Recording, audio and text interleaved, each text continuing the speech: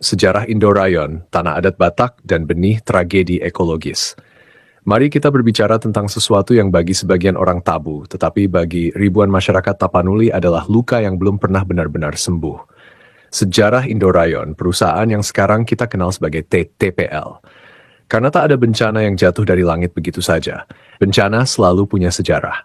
Dan sejarah Tapanuli, sayangnya, sangat panjang, sangat rumit, dan sangat tidak adil.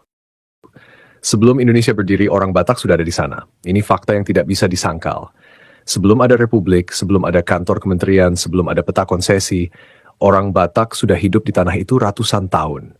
Mereka punya hutan adat, Ombonan, Simunul, Batu Napak, Tondi yang dijaga, dirawat, dihormati. Hutan bagi masyarakat Batak bukan sekadar kayu, itu adalah bagian dari identitas. Tanah itu kan kosong, tanah itu bukan tanah negara, tanah itu diwariskan dari generasi ke generasi tanpa pernah hilang maknanya. Lalu datanglah kebijakan negara modern dan segalanya berubah.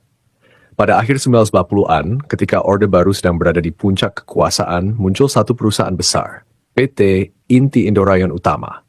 Dengan selembar kertas izin pemanfaatan hutan, negara tiba-tiba mengatakan ini tanah negara, ini sudah masuk konsesi, ini diberikan kepada perusahaan. Bayangkan absurditasnya. Tanah adat yang sudah dihuni ratusan tahun disebut tidak bertuan. Hutan yang dirawat masyarakat dianggap tidak produktif.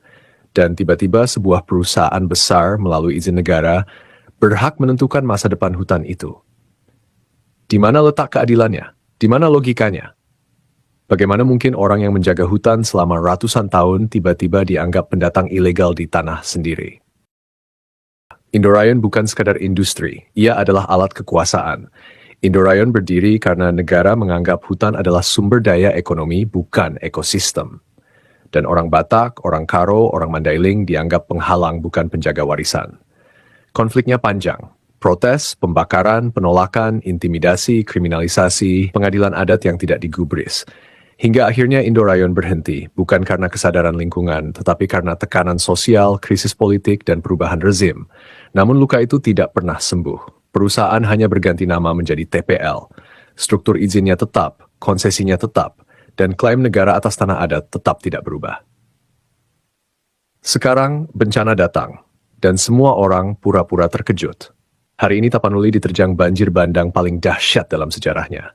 Air membawa batu, kayu, lumpur, rumah hancur, nyawa melayang, anak-anak kehilangan orang tua kehilangan anaknya.